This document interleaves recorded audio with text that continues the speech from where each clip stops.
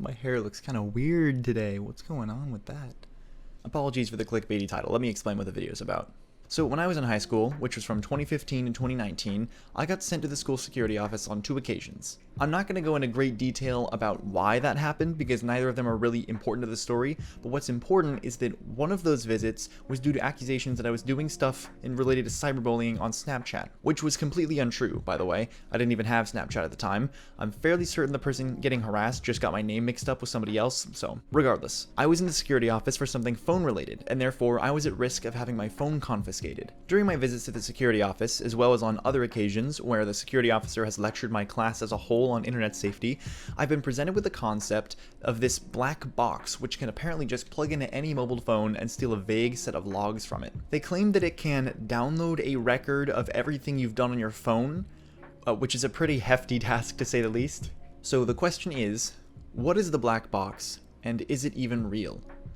Hi, welcome to my channel where I talk about things that interest me because that's all I do all the time. When my high school classes were getting to talk about why we shouldn't send nudes, we were threatened with a device that the school could apparently use that would steal our phone logs in some indeterminate way, so we were better off just not sending the nudes in the first place. While I do agree with the sentiment in the first place, don't send nudes, kids, I was a little weirded out by the way they said they would enforce it. A box that steals our phones' information? That can't exist, can it? Not when Apple was being personally asked to unlock the iPhone 5 from the San Bernardino attack. Not when the Fourth Amendment denies unnecessary searches and seizures, which looting all of your phone data definitely counts as.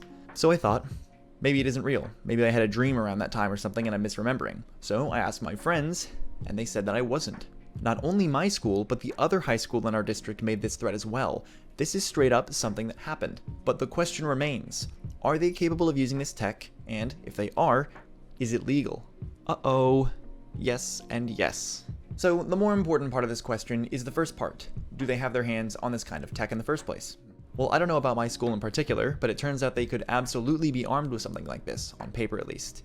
While companies like Cellebrite have partnered with federal and local police for years, the fact that the controversial equipment is also available for school district employees to search students' personal devices has gone relatively unnoticed, and serves as a frightening reminder of how technology originally developed for use by the military or intelligence services keeps trickling down to domestic police and even the institutions where our kids go to learn. After a little research, I found the shocking news that the intelligence company Cellebrite has been capable of cracking iPhones for quite a while. They've actually been working with the police for a couple of years now, and they're charging $2,000 a pop unlocking phones. Now, whether it would be practical for a school to buy one of these is less likely. The machine itself is $12,000, and once you're into the phone, it's not like you're going to be able to see that single-use snap someone sent 2 days ago. However, if your school does have this tech, they can basically use it at their leisure. School districts don't have to get a warrant to use the devices on students' phones, so the sky's really the limit for them breaking into your stuff. As long as they think that a student is guilty of something and that searching the phone will probably obtain evidence of it, they can legally search your phone. However, this is technology that we have today. I was getting threatened in high school a few years ago, and this Cellebrite mobile device forensics tool is fairly new. So I'm gonna give y'all a timeline. September 2015. I become a freshman in high school and my class is given a speech about why we shouldn't send nudes, being told that the school would log our phones if we did. December 2015. The San Bernardino attack happens, and the police go to Apple requesting that they unlock the iPhone 5C of one of the shooters.